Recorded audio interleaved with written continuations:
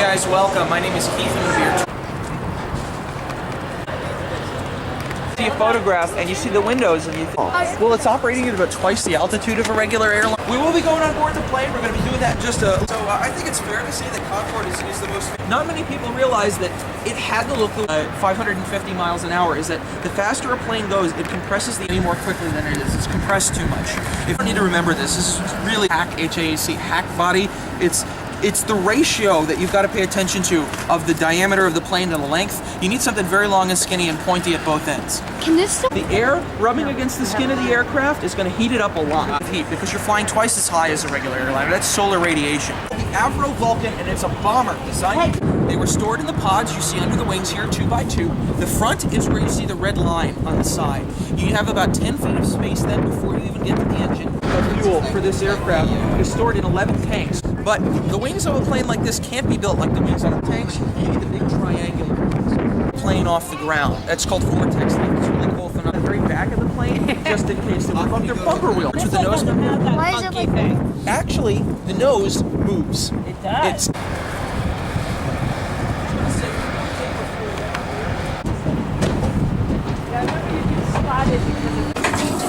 And do watch, well, you guys have the update. Watch your heads on the way in. It's a really low overhead. It's cold in here. Go sit. You want to sit next to them?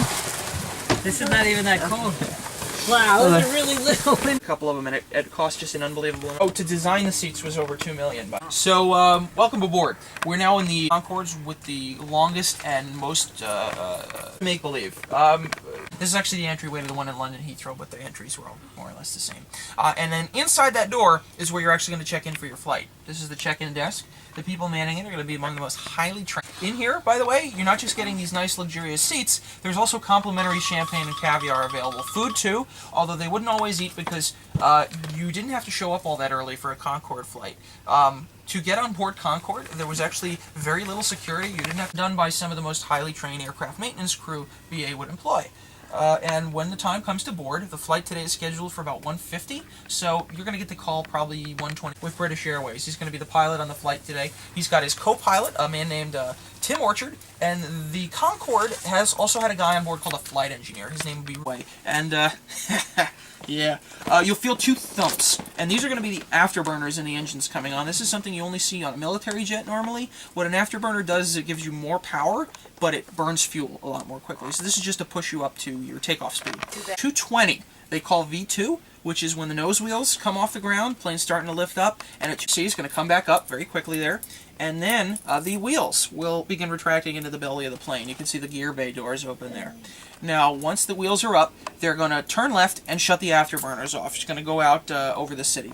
Now, this is a requirement for Concordes operating in and out of New York. This is Jamaica Bay, Queens, and this is where JFK Airport is, this area here. All the rest of this is residential outside the plane and speed in miles per hour.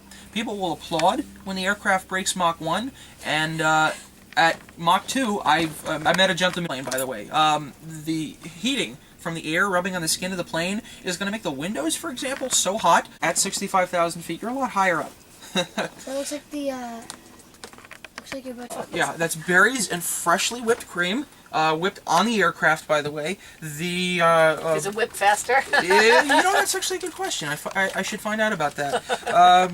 But Alain Ducasse helped create Concorde menus, and they would be different for BA and Air France, of course, but there were some constants. Of course, the quality of service, but was pretty usual to see a... I should put these keys back in my pocket. Pretty usual to see a lobster dish being served. This is a dinner on Concorde in the 80s. Deviled egg, lobster tail, asparagus, and chive sauce. And this is pretty typical of Concorde. And it's something I would love to get in a real restaurant. But this kind of service is nice, and if you think about it, it makes sense. For one thing, they're not paying for their own tickets. It's all on corporate expense accounts. If you were flying just on your own, you wouldn't really be able to afford that much. And businesses would pay for this because of the length of the flight, because it was so... I'm about to show you. This is a photograph taken on Concorde Alpha Delta here in 1979. That's the Queen of England. Queen Elizabeth, sitting in the front of the cabin here. She liked Concorde quite a bit. They would usually charter an entire aircraft just for her and her retinue, and she continued flying Concorde as long as the planes were operating. This is a later photograph of her getting off of a Concorde here. And she's not the only British celebrity to fly Concorde. You guys, I don't think will recognize this, but I think you guys Phil will. Collins. Yep. Yeah. Here's a story about Phil Collins. Michael Jackson. It's Lisa Marie Presley with him in this photograph. This is on an Air France Concorde. Another musician. Again, I don't... It's a girl. It's a girl! That's Mick Jagger! Spanish golfer.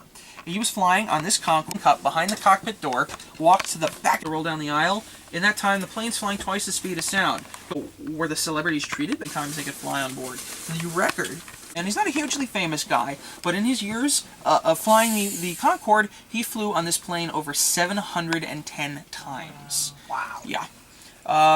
He's actually in the Guinness Book of World Records. You know, learned a couple of them. Queen Elizabeth, like...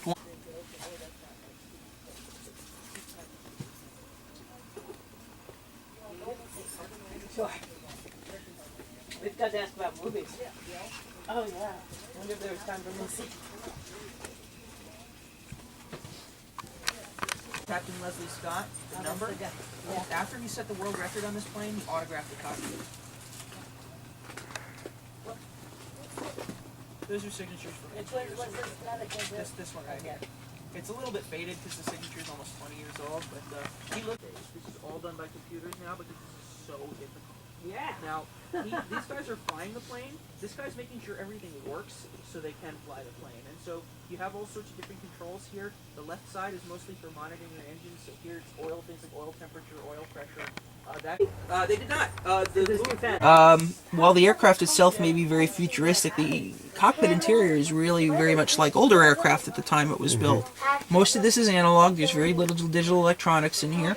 You've got the collision radar, you've got some electronics in the communications panel here, and the intake control computer, but the rest is almost exclusively analog.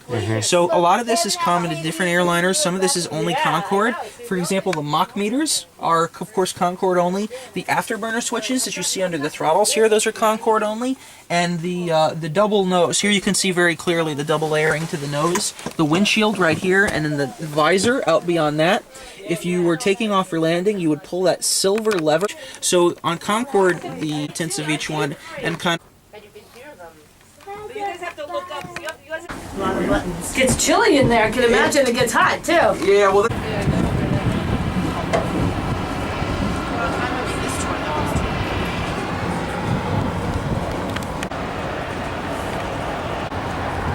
I'm